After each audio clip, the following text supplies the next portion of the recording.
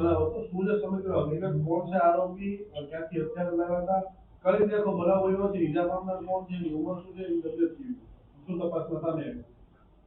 ગઈકાલે મોડી રાત્રે નારોલ પોલીસ સ્ટેશન વિસ્તારમાં સ્થાનિક પોલીસને જાણ થઈ કે એક ફાયરિંગનો બનાવ બનેલ છે. તાત્કાલિક નારોલ પોલીસની ટીમ અને વટવા પોલીસની ટીમ સ્થળ ઉપર જઈને તપાસ કરતા એક જે ડિટેલ પૂછતા એવું જાણવા મળેલ છે કે 3 મિત્રો ભેગા થયા હતા, જેમાં એક મિત્રના ઘરે ભેગા થઈને તેઓ જમવાનો પ્રોગ્રામ કરતા હતા રાત્રે 12:30 વાગ્યા આજુબાજુ. ત્યારબાદ જે આ કામના આરોપી છે સિદ્ધાંતસિંહ, તેમના ઘરમાં એક પિસ્તોલ, દેશી બનાવટની પિસ્તોલ હતી. તેને એકબીજા જે મિત્રો છે તે ચેક કરતા હતા લોડ કરીને, અને તેવામાં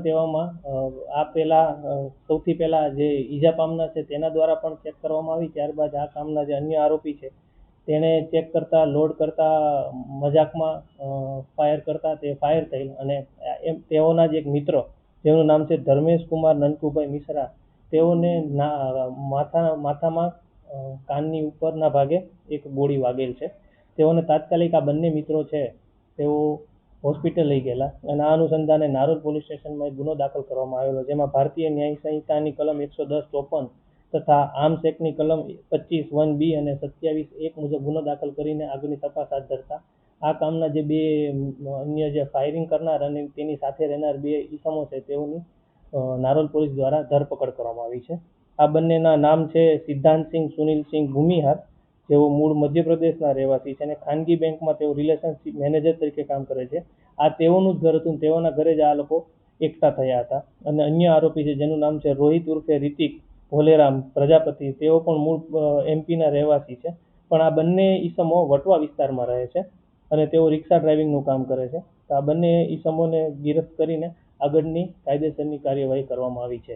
આગળની તપાસ હાથ ધરતા તેવું પણ જાણવા મળ્યું છે કે આજે દેશી બનાવટની જે પિસ્તોલ હતી તેઓ સિદ્ધાંતસિંહના ઘરે જે હતી તેઓ દ્વારા શંકર યાદવ નામના ઈસમ પાસેથી લેવામાં આવેલ હતી તેવું હાલ પ્રાથમિક લેવલે જાણવા મળ્યું છે.